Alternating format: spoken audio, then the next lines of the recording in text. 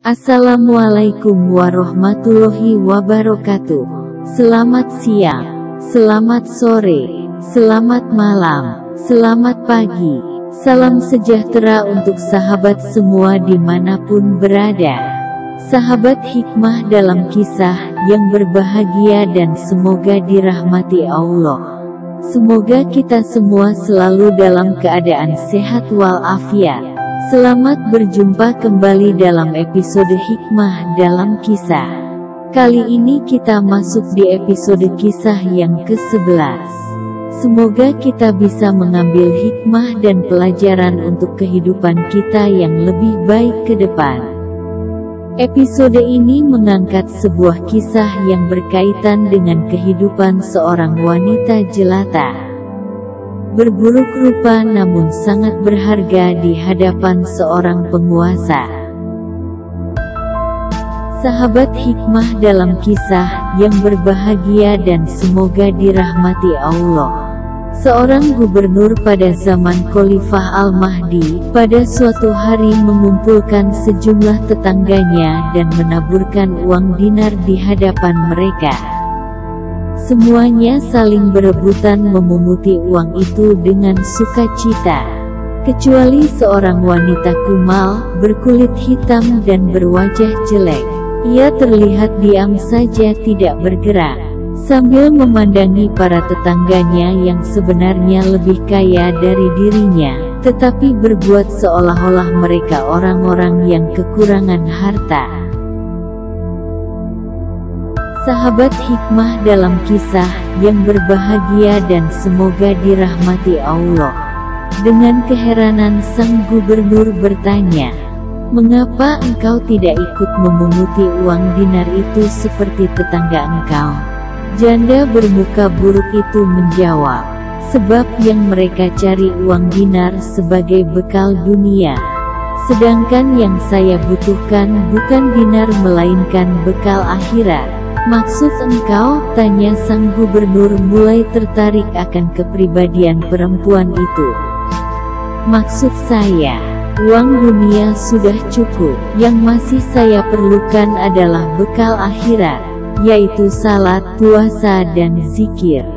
Sebab perjalanan di dunia amat pendek dibanding dengan pengembaraan di akhirat yang panjang dan kekal." Sahabat hikmah dalam kisah yang berbahagia dan semoga dirahmati Allah. Dengan jawaban seperti itu, sang gubernur merasa telah disindir tajam.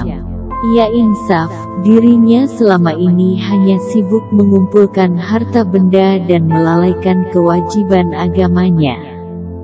Padahal kekayaannya melimpah ruah. Takkan habis dimakan keluarganya sampai 7 keturunan.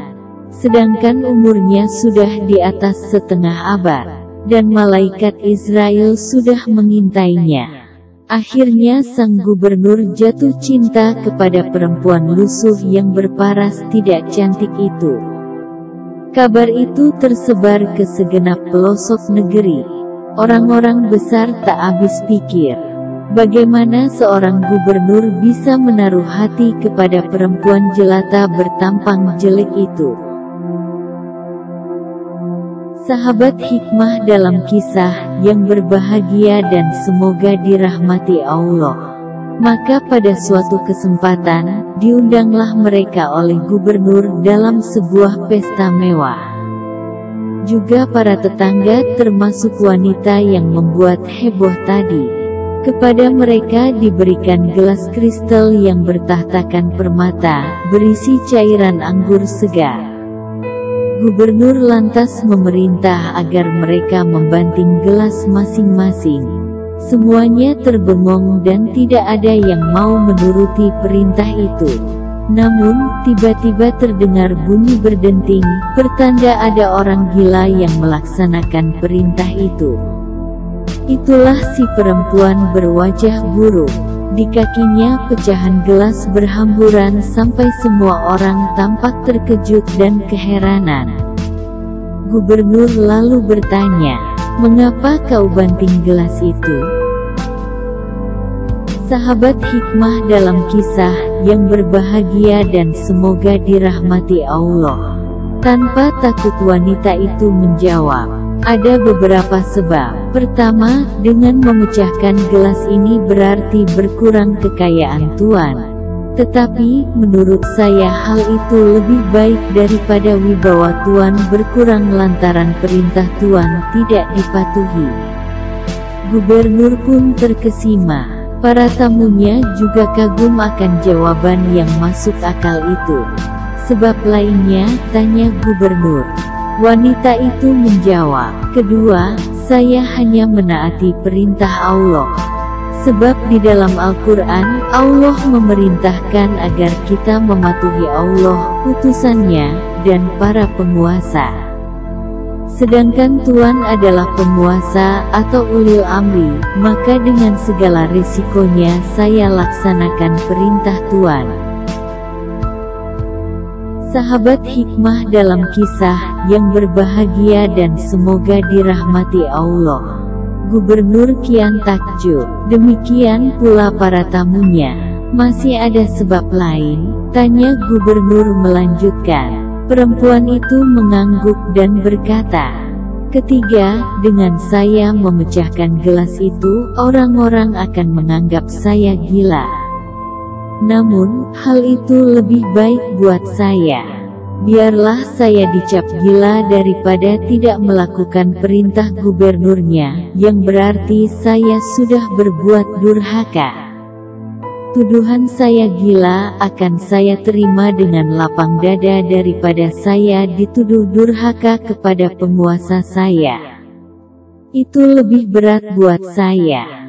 Maka ketika kemudian gubernur yang kematian istri itu melamar lalu menikahi perempuan bertampang jelek dan hitam legam itu, semua yang mendengar bahkan berbalik menjadi sangat gembira karena gubernur memperoleh jodoh seorang wanita yang tidak saja taat kepada suami, tetapi juga taat kepada gubernurnya, kepada nabinya, dan kepada Tuhannya.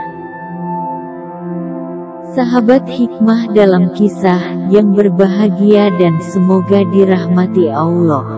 Dalam hadis riwayat Imam Muslim nomor 2564 disebutkan, dari Abu Hurairah, ia berkata bahwa Rasulullah Shallallahu Alaihi Wasallam bersabda, yang artinya, sesungguhnya Allah tidak melihat pada bentuk rupa dan harta kalian, akan tetapi, Allah hanyalah melihat pada hati dan amalan kalian. Hadis ini menunjukkan bahwa Allah tidak akan memberi ganjaran terhadap bentuk tubuh atau rupa kita atau banyaknya harta kita. Zat manusia atau tubuh manusia tidak dibebani hukum. Adapun yang terbebani hukum adalah perbuatan yang berkaitan dengan diri manusia. Allah tidak pula melihat pada banyak atau sedikitnya harta, kaya atau miskin, dan lainnya. Tetapi yang Allah lihat adalah dari mana harta itu diperoleh dan untuk apa harta itu dibelanjakan. Sahabat hikmah dalam kisah yang dirahmati Allah. Ada banyak pelajaran yang bisa kita peroleh dari kisah di atas. Bahwa apa yang kita dapatkan, apa yang kita miliki dan apa yang kita peroleh itu semuanya adalah karunia Allah. Betapapun orang melihatnya tidak bernilai, tetapi sungguh itu semua bernilai dan patut selalu kita syukuri. Juga kita bisa mengambil pelajaran bahwa tidak ada gunanya indahnya badan dan tubuh kita ini kalau tidak digunakan untuk menjalankan perintah dan kewajiban yang diberikan oleh Allah dan Rasul-Nya.